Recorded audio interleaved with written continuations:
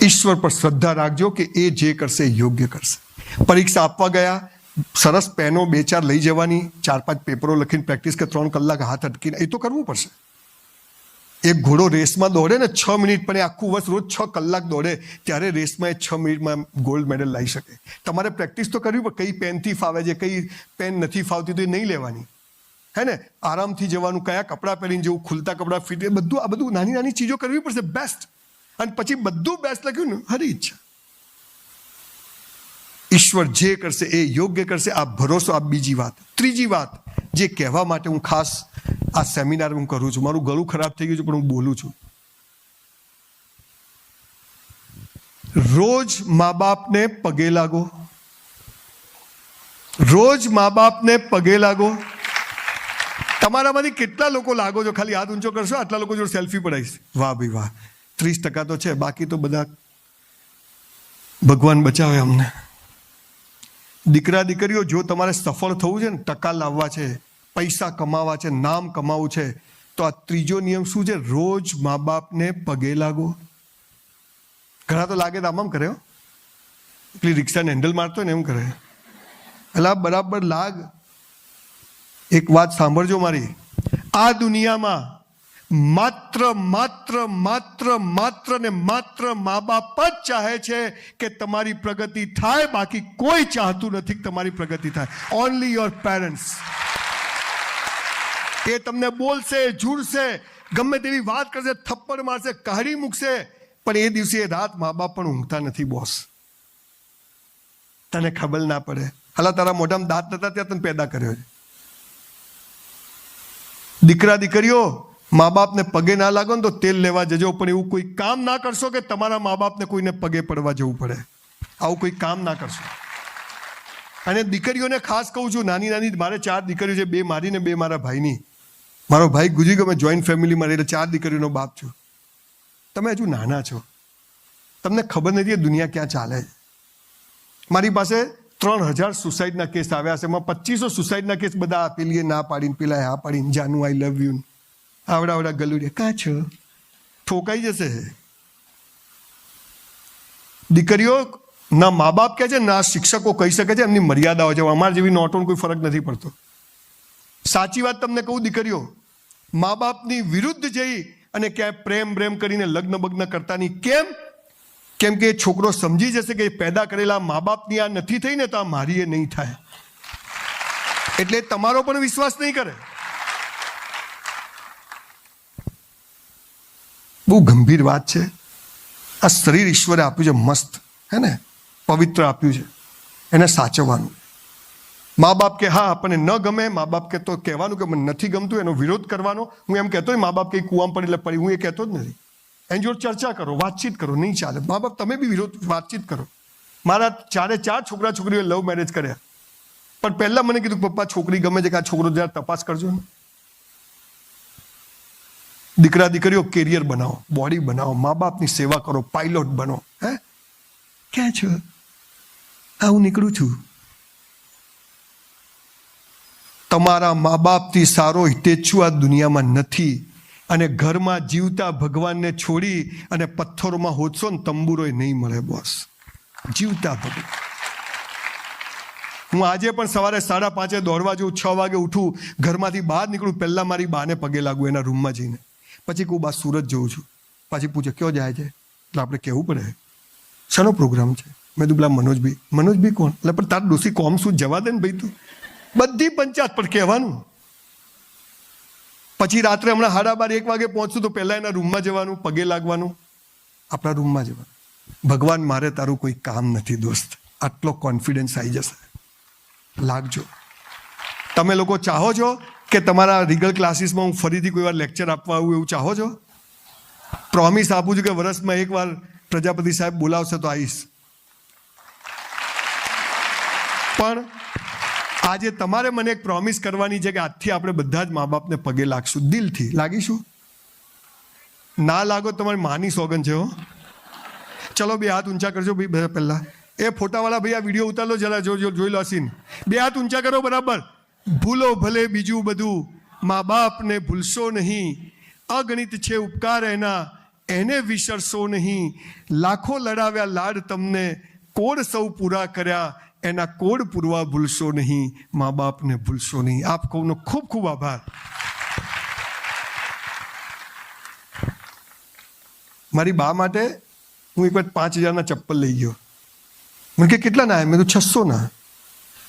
બહુ પૈસા હાલે? મેં તો 300 પડ્યા. હા તો કે બરોબર. ખાલી મા બાપ જ ચાહે છે કે મારો છોકરો છેતરાય નહીં, બાકી બધા જ છેતરવા બેઠા છે બોસ. હે ને? લખી રાખજો સાહેબ. એટલે દીકરા દીકરીઓ, તમારા કારણે તમારા મા બાપની આંખમાં એકવાર આંસુ આવી ગયા ને બોસ, નર્કમાં જગ્યા નહીં મળે. લખી રાખજો આ ગરીબ બ્રાહ્મણના શબ્દો. મા બાપને વેલેન્ટાઇન ડે કે આપો ગુલાબ, આ આઈ લવ યુ છે ને મા બાપને કહેવાનું છે, ને મા બાપે છોકરા છોકરીઓને કહેવાનું છે. હાલા ઘરમાં નહીં વાપરતા એટલે બીજે વપરાય. જઈને આજે મમ્મી પપ્પાને કહો કે વી લવ યુ, અને તમારા છોકરાઓને ગળે બાદ ભરીને કહો કે બેટા આઈ લવ યુ. લવ યુ એટલે આપવું છે, લેવું છે જ નહીં. બાકી બધાને જોઈએ જ છે. ગિફ્ટ કેમ ના લાવ્યો? મેં આટલો પ્રેમ કર્યો ને એને આટલો જ કર્યો. માપે જ આ ફૂટપટ્ટી લઈને.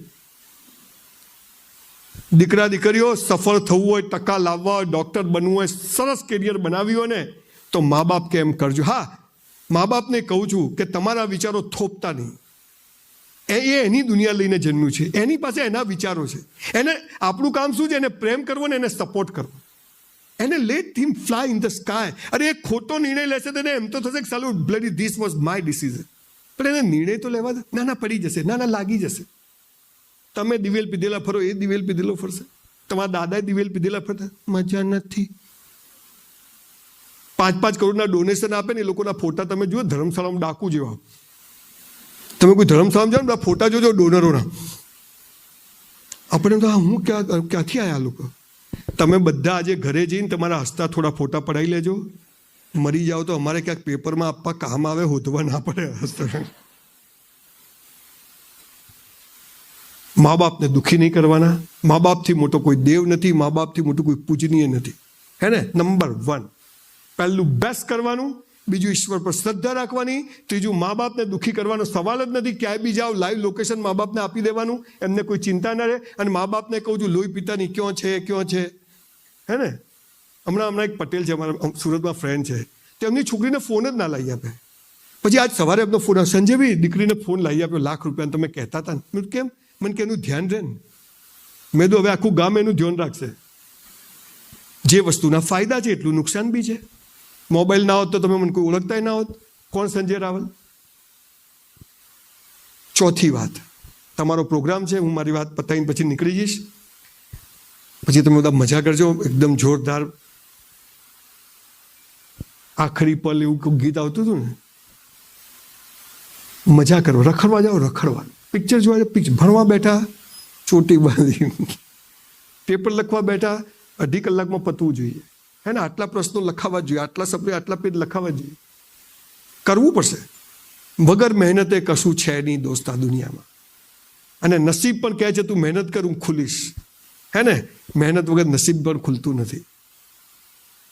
આપણે દુઃખી ગરીબ ઘરમાં જન્મીએ, એ ગયા જન્મના ખરાબ કર્મો, પણ આ જન્મમાં તો એવા સારા કર્મો કરીએ કે હાલા દુઃખી થવું ના પડે. એટલે હવેથી આપણે બધું કેવું કરવાનું છે? બેસ્ટ કરવાનું છે. ઈશ્વર પર શ્રદ્ધા. તમે મંદિર જાઓ, ટીલા, મને એમાં રસ નથી. બધું બેસ્ટ કરો. એટલે ધ્યાન જ છે, એ ભગવાનનું નામ જ છે. ચોથી વાત, મેં 3,000 લોકોને સુસાઇડ કરતા બચાવ્યા. એમાંથી 2500 કયા ખબર છે? પેલીએ ના પાડી. મેડિકલના છોકરા, ભુજ મેડિકલ કોલેજમાં ગયો, 12મામાં ટોપ, ફર્સ્ટ મેડિકલમાં ટોપ, સેકન્ડ મેડિકલમાં ટોપ. આઈને મને પગે પડ્યો. મને કહે સાહેબ મરી જવું. મને કેમ? પેલીએ ના પાડી. બધું પ્લગમાં આંગળી ગાલ દે, 5 મિનિટ થશે.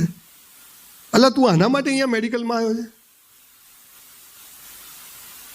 દીકરા દીકરીઓ ધ્યાનથી સાંભળજો. ચોથી વાત, ગીતા, કુરાન અને બાઇબલ દુનિયાના તમામ ધર્મગ્રંથો શું કહે છે ખબર છે? હે મનુષ્ય, તારા જન્મ સમયે તારો જીવન સાથી મેં નક્કી કરીને રાખ્યો છે. કૌંસમાં ફાંફા મારવા નહીં. શું લખ્યું છે? તારા જન્મ સમયે. એટલે તમારા માટે હવે કોઈ છોકરો છોકરી જન્મવાને ક્યાંક ફરતો હશે, આવી જશે, મળી જશે. ના ના, મને કોઈ ચાહે, મારું કોઈ કેર કરે. નવરો છે અને તુંય બેન નવરી છે. કેરિયર બનાવો, ચોપડીઓ વાંચો, મસ્ત કેરિયર નક્કી કરો કે હા એવી કેરિયર બને કે લાઈન લાગે આપણી પાછળ. એ 2500 કેસમાંથી જે મહત્વની વાત હતી કે આપણે પ્રેમ શું છે ખબર નથી. દીકરા દીકરીઓ તમે ભણો, કોઈક વાર આવીશ આ પ્રેમ વિષય પર, પ્રેમ અને સેક્સ વિશે 2 કલાકની વાતો કરશું, જે હું મારી દીકરીઓ સાથે કરું. અત્યારે તો તમે કોઈ આવી સભામાં પ્રેમ કે સેક્સ, આ ભાઈ તો કેવું બોલે છે, એટલે આપણે એમને આવી ગયા. આ બધું જરૂરી છે, પણ આપણે છોકરાઓને કહેતા નથી, અને એટલે બહારથી અનઓથેન્ટિક માહિતી મેળવે છે, અને એમાં છોકરા છોકરીઓ ફસાય છે અને પછી ખોટા કામ થાય. તમારો જીવનસાથી નક્કી છે. જુઓ, તમને મા બાપ નક્કી કરવાનો અધિકાર છે, તમને ભાઈ બહેન નક્કી કરવાનો અધિકાર છે, તો તમને જીવનસાથી પણ નક્કી કરવાનો અધિકાર ઈશ્વરે આપ્યો. માટે આઈ લવ યુ જાનું કહેવું તો ફસાવાના, પણ આપણે ઓલા હલા પિક્ચરો જોઈને પ્રેમ કરીએ. હીરો જાય ને હિરોઈન જાય ને ઘંટડીઓ વાગે. હાલો હીરો લુખ્ખો હોય, 50 લાખનું બાઈક હોય ને પાસે, બગીચામાં જઈને ગીતો ગાય. હું ને મારી વાઈફ મનોજભાઈ 50 વાર બગીચામાં ગયા, એક ગીત યાદ ના આવ્યું. બોલો, હલા આને આવે, આપણને કેમ નહીં આવતું? પલ્વીને કીધું તના કે ના, મન તો નહીં આવતું. બધા હાલો તો ગાય છે, પર્વતો સે આજ મેં ટકરા ગયા. અલા ભાઈ જોઈને હેડીએ ને. તમને ઉલ્લુ બનાવવા માટે ઇન્ડસ્ટ્રીમાં પૈસા લાગે છે, આ દેશનું યુવાધનને નપુસંક બનાવવા માટે.